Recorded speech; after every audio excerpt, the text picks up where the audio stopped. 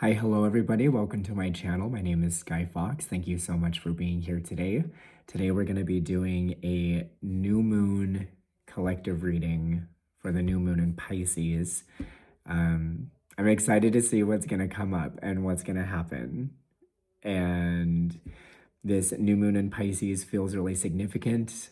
I'm very much a beginner when it comes to astrology. But this new moon in Pisces, from what I have read about, is the first new moon out of the eclipse cycle that we've been in for the last couple of months. And so that feels really significant.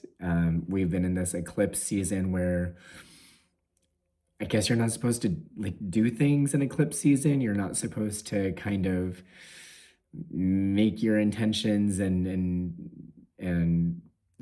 speak what you want into existence with the universe. You're really supposed to be in a space of reflection and what has come up for you during this eclipse season, to integrate, to heal, to learn, to be able to step forward. And now we're in this new moon in Pisces, just outside of that eclipse season, and we're basically at the end of Pisces, just about to start a whole new cycle into Aries. So it's a really beautiful time for planting seeds and nurturing this dream state. What are we dreaming into being? And I want to pull some cards around it. So the decks that I'm using today, I'm using the Endless Oracle by Eric Melee, which I am excited and maybe a little bit nervous to use. I'm going to be honest. So we're using the Endless Oracle and we're using the Endless Tarot, both by the same artist, Eric Melee. I backed these on Kickstarter and I've not used them since I've gotten them in. So I wanted to use them for this Pisces reading. They feel really dreamy. They feel watery. The blue tones, the color palette is kind of this storybook, dreamlike sort of adventure.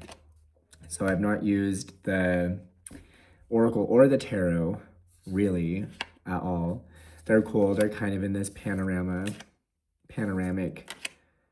style, so that when you put the cards next to each other, they kind of form this picture. Not that you're really going to be able to see that because I don't have a top-down view, but I'm excited for that. And then I have the Inversion Tarot, just a little pip deck, in case any of the cards need clarification. So I guess disclaimer, this is a collective reading, so hopefully it'll find who it needs to find and resonate who it needs to resonate with. Tarot does not control or dictate your life. You are a sovereign being with your ability to make your own choices. So definitely take what resonates and leave the rest, and maybe be open if there is a message that resonates here with you, for you to dig in a little bit deeper to see how you're navigating your own life. Also, before we get started, I wanted to read just a little bit of an excerpt about the new moon in Pisces from this article from moonomens.com, which is just a site that I Googled when I was looking up new moon in Pisces, and I clicked on this one and I really liked the information in it, but that's how I got here. But I really liked what it said, and I definitely feel a resonance for it. The new moon in Pisces, seeds grown in the dark. We are being asked to trust that what we surrender is not lost. Everything we let go of is making space for something more meaningful, something more aligned with our authentic self. As old identities and ambitions dissolve, new longings and desires may begin to arise quietly, still in an undefined form. This event emphasizes the importance of attunement and receptivity before taking action and reminds us that creation begins in the unseen realm, in the world of imagination and endless possibilities. The Pisces new moon reminds us that progress can't be rushed, that seeds grow in the dark and they need time to sprout, and that when it looks like nothing is happening, a lot is going on beneath the surface. Cool, so that's kind of the vibe. That's kind of the vibe that we're going for today. So we're gonna start with some oracle cards. And the question that we are posing to the oracle cards is, what is being surrendered in this Pisces new moon? What needs to be surrendered? What needs to be forgiven? What needs to be let go of in order to make way for the new, in order to make way for this new cycle that we're stepping into with this Aries season? I feel like there's been so much pressure buildup for all of us collectively. Everything is so charged right now and uncertain. We are in very uncertain times. And I think now more than ever, it is important to remember our sovereignty, remember our ability to be embodied in our truth and live our life in accordance to our truth. And what does that look like? And what needs to be surrendered in order to let go of any limiting beliefs, any relationships that no longer serve us, any attachments that we have, any, from our ego to the way that things are, patterns in our life. And when we surrender that, what are we bringing in? What by surrendering what is ready to let go, what are we making space for? So we're gonna pull some oracle cards for that. I do want to caveat. Is that the right way to use that word? Add a caveat. I'm gonna try to intuitively pull from the oracle, but I feel like if some of the cards don't make sense, I do have the guidebook. If I'm like, I'm stuck. So just let that be foreknown that I have the guidebook and I may use it. So, what needs to be surrendered in order to allow space for this new creation, this more aligned creation? What needs to be surrendered to make space for this new growth?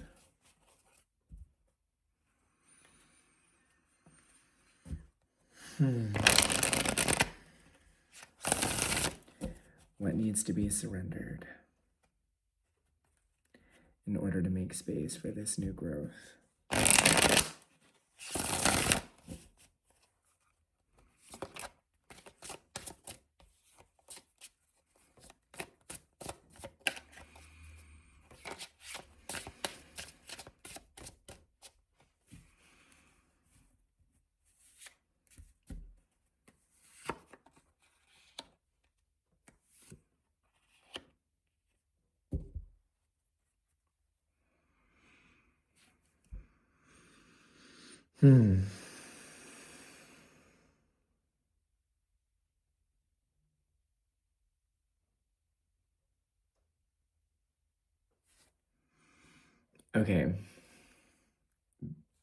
Okay.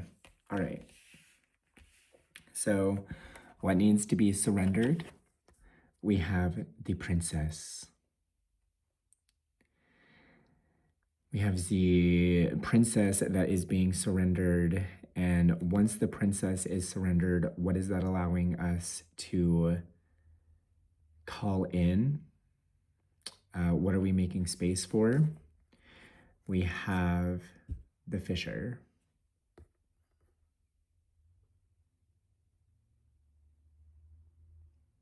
Really, really beautiful artwork. I love that. So immediately what is coming to me is in the idea of surrendering this kind of archetypal energy of the princess. It feels like collectively we are, I don't want this to sound bad. I feel like it sounds bad.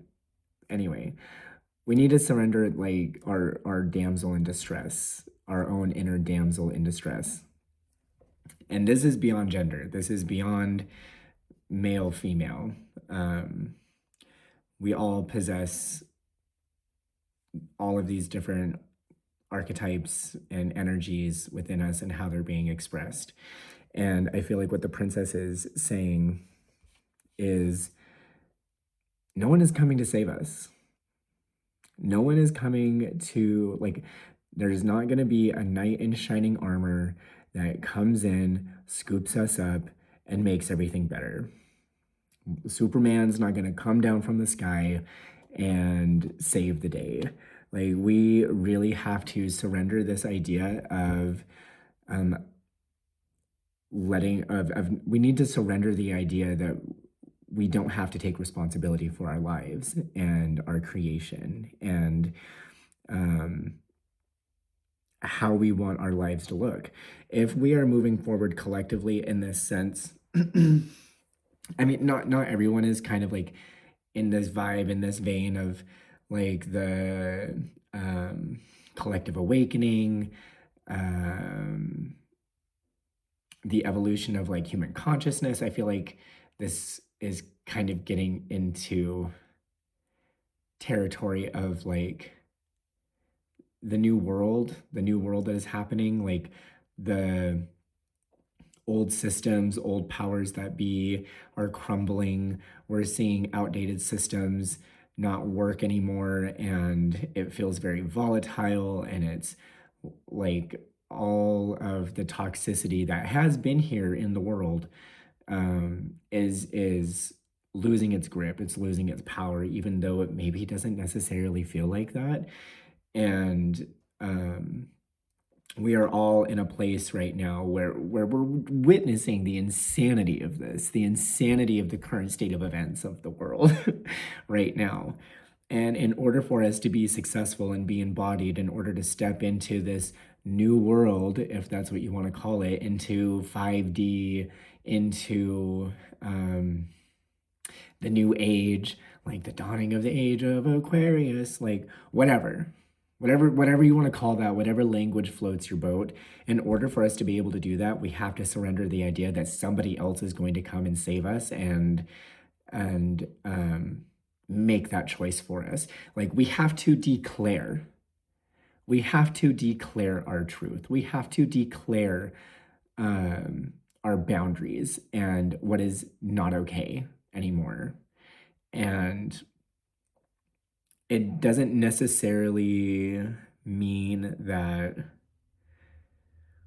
the way forward is clear. Like we're charting new territory. We're moving into this cycle that has never been charted before. We get to be the map makers.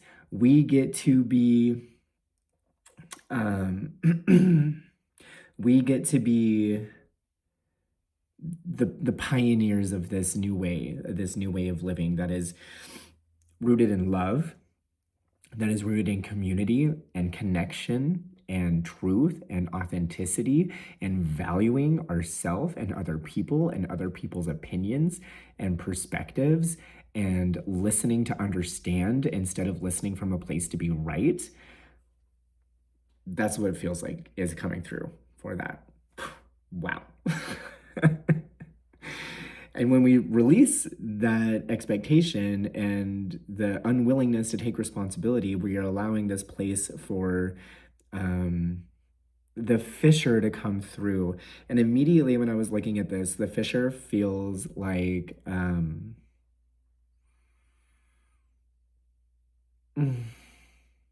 I had something earlier, and I don't know if it's still here in my little brain box to be able to talk about, but kind of what's coming through right now.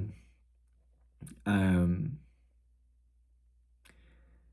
is kind of it kind of still echoes in that, like it's like a what's the expression? You give a man a fish, you feed him for a day.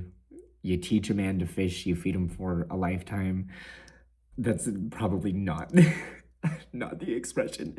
But you know, I feel like that is kind of what is making this space. Once we surrender that, and it's opening up this space of what we're able to create with the fissure, we are creating a space for us to learn how to be self-sufficient.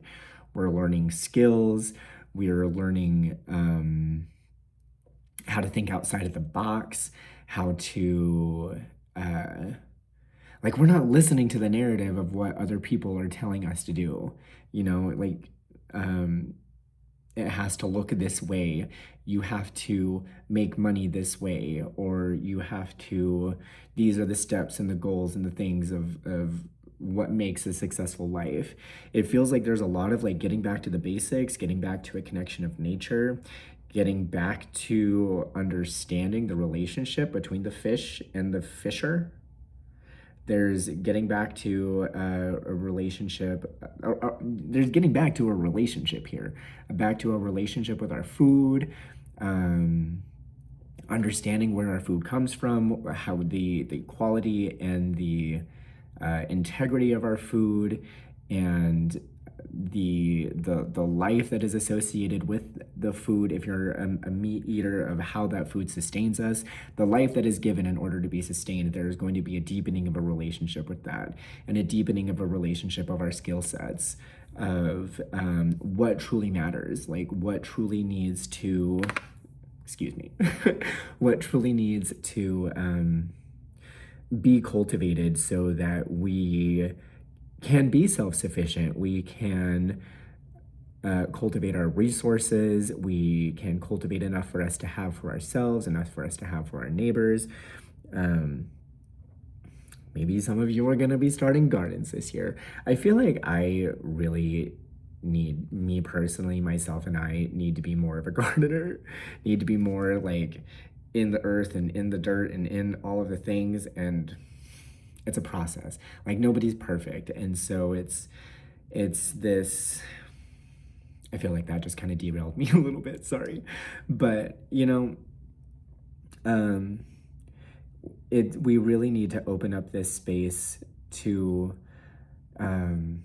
allow these skills to come forward. I feel like I said what was coming through with that. So let's take a look into the energies of kind of what this Pisces new moon is bringing you,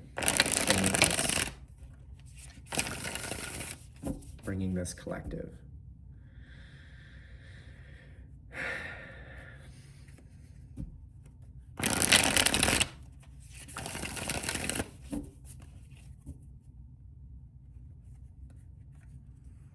These decks shuffle really nice. Like butter. Butter.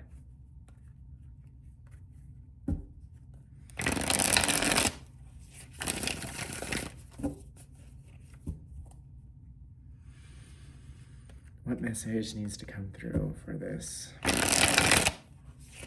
Pisces new moon?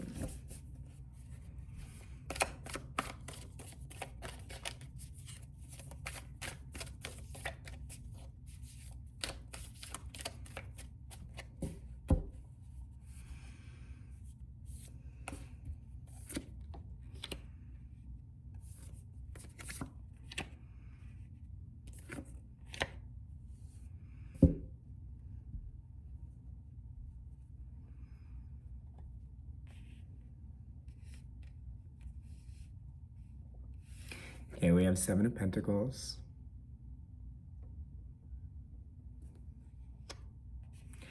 Page of Wands.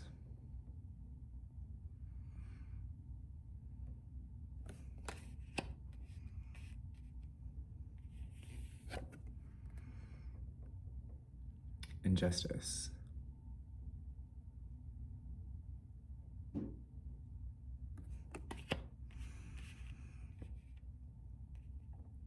I really feel like there's kind of an echoing of what I've already been talking about with the Seven of Pentacles being in this place of reflection.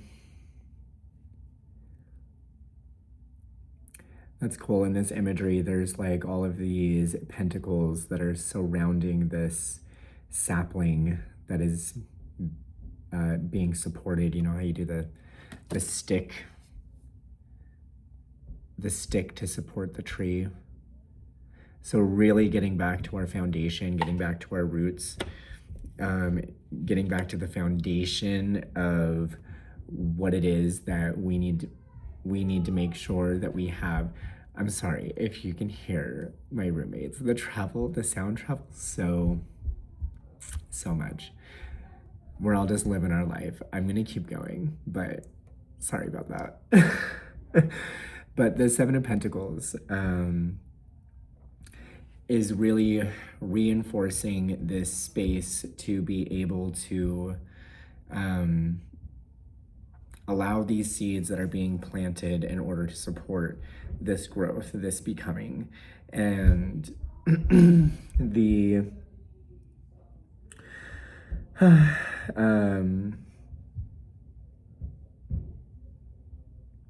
it feels like what's being birthed from that, like taking this time, like we read at the beginning, right, in that article about the new moon in Pisces, that this isn't necessarily a time to take action. It truly is a time to reflect and to dream in the potential and the possibility and plant those seeds and see kind of the germination period of what it's going to take for those to sprout. And I feel like for a lot of you, these seeds have been kind of planted for a while, and maybe some of them have been dormant, but now is really a time to take action, because we have the Page of Wands right here. It's so cute. It's so simple. It's just a little salamander on a little stick. Isn't that so cute? I think it's adorable.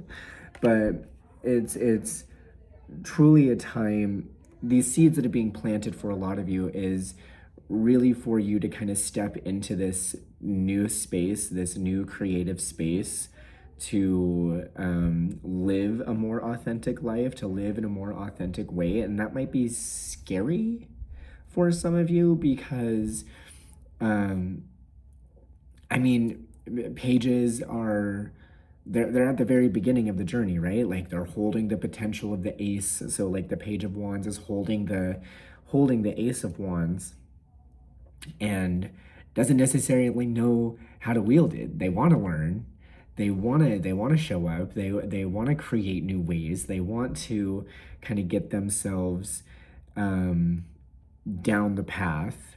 And I think it's important that we understand, and you understand, that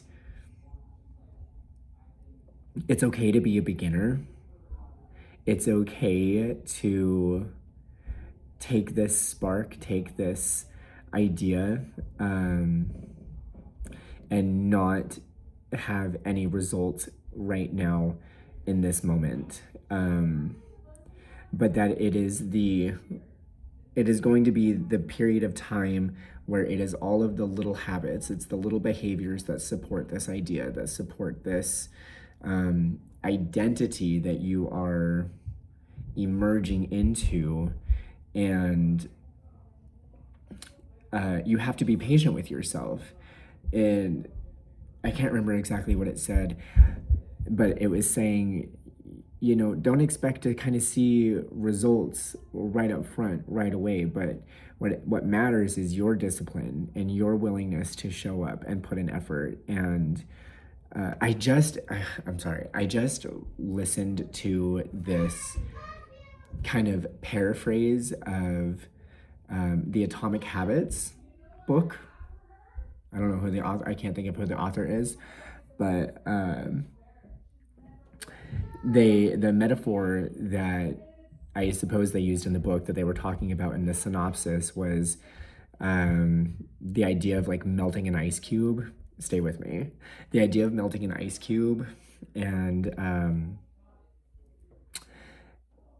they equated it to like if you're going to the gym, right? And you're going every single day, and it's slowly like turning up the heat, but we know the melting point of ice, if you're in America, you know, is above 32 degrees Fahrenheit.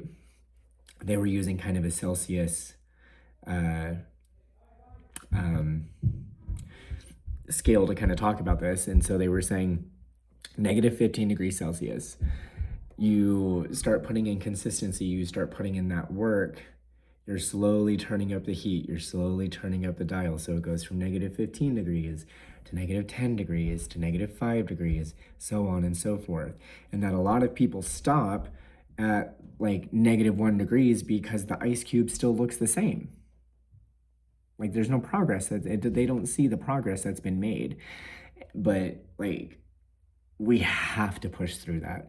We have to be honest and accountable with our actions going forward, because we can't be discouraged with stepping onto this new path if by looking for immediate results, by being satisfied by immediate results. We really have to put in the time, the blood, the sweat, the tears, and the love, and have that be poured into our creation, you know?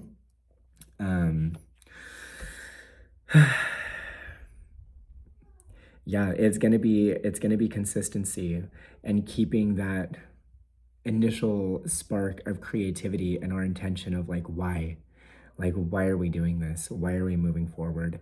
Why are we doing the things that we're doing? We need to move out of a space of doing things just because it's the way that things have always been done.